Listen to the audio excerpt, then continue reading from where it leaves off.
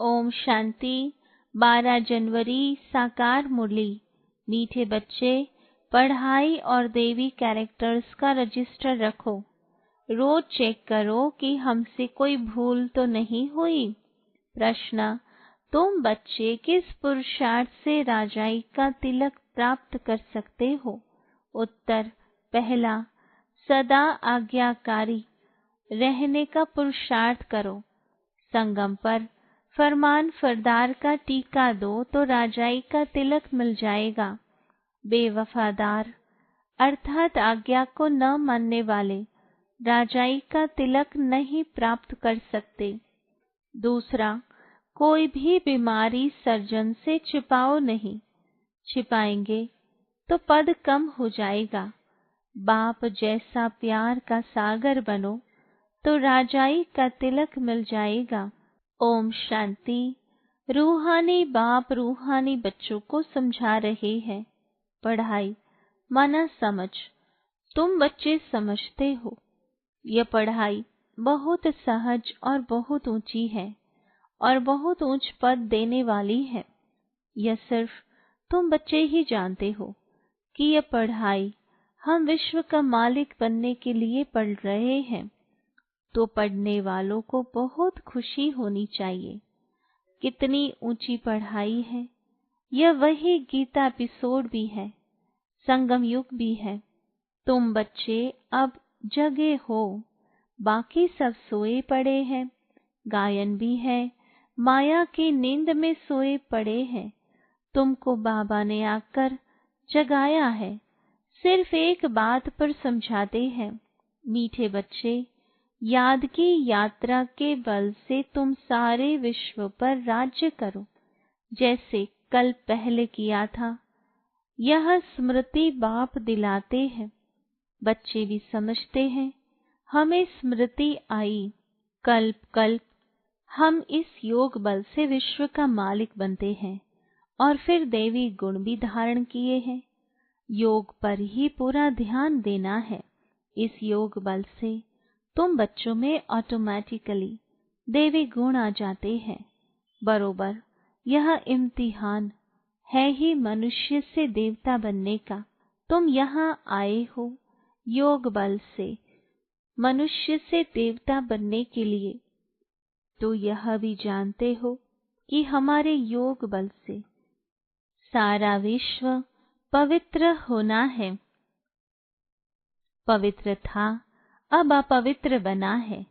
सारे चक्र के राज को तुम बच्चों ने समझा है और दिल में भी है। भल कोई नया हो तो भी यह बातें बहुत सहज से समझने की। तुम देवता पूज्य थे, फिर पुजारी तमो प्रधान बने और कोई ऐसे बतला भी न सके। बाप क्लियर बताते हैं, वह है भक्ति मार्ग, यह है ज्ञान मार्ग। भक्ति पास्ट हो गई, पास्ट की बात चितवो नहीं, वो तो गिरने की बात है। बाप अब चढ़ने की बातें सुना रहे हैं। बच्चे भी जानते हैं, हमको देवी गुण धारण करने हैं जरूर। रोज चार्ट लिखना चाहिए, हम कितना समय याद में रहते हैं, हमारे से क्या क्या भूलें हुई। भूल की भारी चोट भी लगती है। उस पढ़ाई में भी कैरेक्टर्स देखे जाते हैं, इसमें भी कैरेक्टर देखा जाता है। बाप तो तुम्हारे कल्याण के लिए ही कहते हैं, उसमें भी रजिस्टर रखते हैं पढ़ाई का और कैरेक्टर का। यहाँ भी बच्चों का देवी कैरेक्टर बनाना है। भूल ना हो यह संभाल करनी है। मेरे से कोई भूल तो नहीं हुई, इसलिए कचेरी भी करते हैं। और कोई स्कूल आदि में कचेरी नहीं होती। अपने दिल से पूछना है। बाप ने समझाया है, माया के कारण कुछ न कुछ अवज्ञाएं होती रहती है। शुरू में भी कचेरी होती थी, बच्चे सच बताते थे। बाप समझाते रहते हैं, अगर सच न बताया तो वह भूले वृद्धि को पाती रहेंगी। उल्टा और भूल का दंड मिल जाता है। भूल न बताने से फिर नाफरमान वरदार का टीका लग जाता है। फिर राजाई का तिलक मिल न सके। आज्ञा नहीं मानते हैं, बेवफादार बनते हैं, तो राजाई पा नहीं सकते। सर्जन भिन्न भिन्न प्रकार से समझाते रहते हैं। सर्जन से अगर बीमारी छिपाएंगे तो पद भी कम हो जाएगा। सर्जन को बताने से कोई मार तो नहीं पड़ती है ना। बाप सिर्फ कहेंगे सावधान। फिर अगर ऐसी भूल करेंगे तो नुकसान को पाएंगे। पद बहुत कम हो जाएगा। वहां तो नेचुरल देवी चलन होगी। यहाँ पुरुषार्थ करना है, घड़ी घड़ी फेल नहीं होना है। बाप कहते हैं, बच्चे जास्ती भूल न करो। बाप बहुत प्यार का सागर है। बच्चों को भी बनना है। यथा बाप तथा बच्चे, यथा राजा रानी तथा प्रजा। बाबा तो राजा है नहीं, तुम जानते हो। बाबा हमको आप समान बनाते हैं। बाप की जो महिमा करते हैं वह तुम्हारे भी होनी चाहिए। बाबा समान बनना है। माया बड़ी प्रबल है, तुमको रजिस्टर रखने नहीं देती है। माया के फंदे में तो पूरे फंसे हुए हो। माया की जेल से तुम निकल नहीं सकते हो। सच बताते नहीं हो तो बाप कहते हैं, एक्यूरेट याद का चार्ट रखो। सुबह को उठ बाबा को याद करो। बाप की ही महिमा करो। बाबा आप हमको विश्व का मालिक बनाते हो तो हम आपकी महिमा करेंगे। भक्ति मार्ग में कितनी महिमा गाते हैं, उनको तो कुछ भी पता नहीं। देवताओं की महिमा है नहीं, महिमा है तुम ब्राह्मणों की। सबको सद्गति देने वाला भी एक बाप है। वह क्रिएटर भी है, डायरेक्टर भी है, सर्विस भी करते हैं और बच्चों को समझाते भी हैं। प्रैक्टिकल में कहते हैं, वो तो सिर्फ भगवान उवाच सुनते रहते हैं शास्त्रों से। गीता पढ़ते आते हैं, फिर उनसे मिलता क्या है। कितना प्रेम से बैठ पढ़ते हैं, भक्ति करते हैं, पता नहीं पड़ता कि इनसे क्या होगा। यह नहीं जानते कि हम नीचे ही सीढ़ी उतर रहे हैं। दिन प्रतिदिन तमो प्रधान बनना ही है। ड्रामा में नोंद ही ऐसी है। इस सीढ़ी का राज सिवाय बाप के कोई समझा न सके। शिव बाबा ही ब्रह्मा द्वारा समझाते हैं। यह भी इनसे समझकर फिर तुमको समझाते हैं। मूल बड़ा टीचर, बड़ा सर्जन तो बाप ही है। उनको ही याद करना है। ऐसे नहीं कहते कि ब्राह्मणी को याद करो। याद तो एक की रखनी है। कभी भी किसी के साथ मोह नहीं रखना है। एक बाप से ही शिक्षा लेनी है। निर्मोही भी बनना है। इसमें बड़ी मेहनत चाहिए। सारी पुरानी दुनिया से वैराग्य यह तो खत्म हुई पड़ी है। इसमें लाओ वह आसक्ति कुछ भी नहीं। कितने बड़े बड़े मकान आदि बनाते रहते हैं, उन्हों को यह भी पता नहीं कि यह पुरानी दुनिया बाकी कितना समय है। तुम बच्चे अब जगे हो, औरों को भी जगाते हो। बाप आत्माओं को ही जगाते हैं।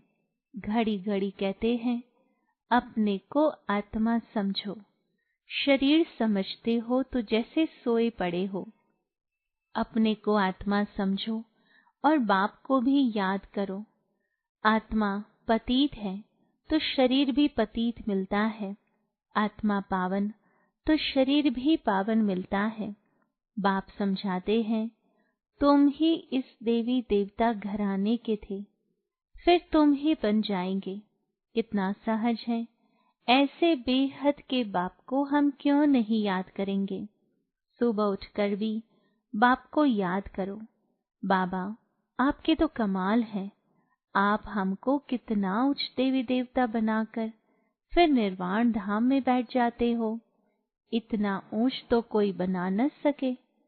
आप कितना सहज कर बतलाते हो। बाप कहते हैं जितना टाइम मिले कामकाज करते हुए भी बाप को याद कर सकते हो। याद ही तुम्हारा बेड़ा पार करने वाली है, अर्थात कलयुग से उस पार शिवालय में ले जाने वाली है।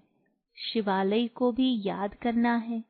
शिव बाबा का स्थापन किया हुआ स्वर्ग तो दोनों की याद आती है। शिव बाबा को याद करने से हम स्वर्ग के मालिक बनेंगे। यह पढ़ाई है ही नई दुनिया के लिए। बाप भी नई दुनिया स्थापन करने आते हैं। जरूर बाप आकर कोई तो कर्तव्य करेंगे ना।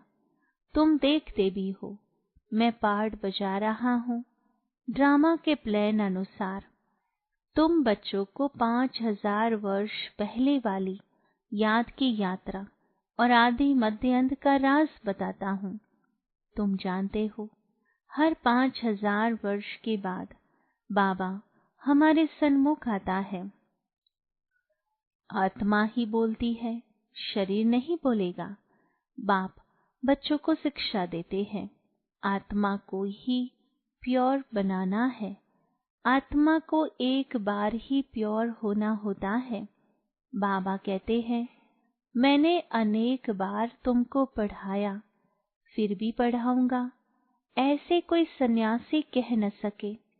बाप ही कहते हैं, बच्चे मैं ड्रामा के प्लान अनुसार पढ़ाने आया हूँ, फिर 5000 वर्ष के बाद ऐसे ही आकर पढ़ाऊंगा। जैसे कल्प पहले तुमको पढ़ाकर राजधानी स्थापन की थी, अनेक बार तुमको पढ़ाकर राजाई स्थापन की है। यह कितनी वंडरफुल बातें बाप समझाते हैं। श्रीमत कितनी श्रेष्ठ है। श्रीमत से ही हम विश्व के मालिक बनते हैं।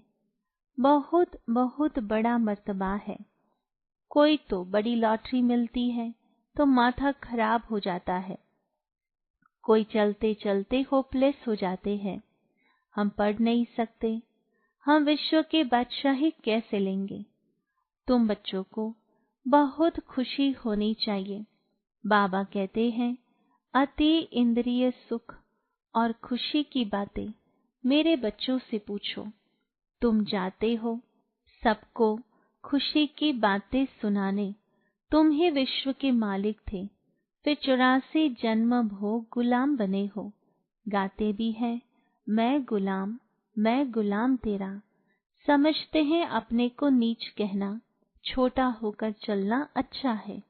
देखो बाप कौन है, उनको कोई जानते नहीं, उनको भी सिर्फ तुमने जाना है। बाबा कैसे आकर सबको बच्चा बच्चा कह समझाते हैं। यह आत्मा और परमात्मा का मेला है। उनसे हमको स्वर्ग की बादशाही मिलती है। बाकी गंगा स्नान आदि करने से कोई स्वर्ग की राजाई नहीं मिलती। गंगा स्नान तो बहुत बार किया। यूं तो पानी सागर से आता है, परंतु यह बरसात कैसे पड़ी है, इनको भी कुदरत कहेंगे। इस समय बाप तुमको सब कुछ समझाते हैं। धारणा भी आत्मा ही करती है, न कि शरीर। तुम फील करते हो बरोबर बाबा ने हमको क्या से क्या बना दिया है।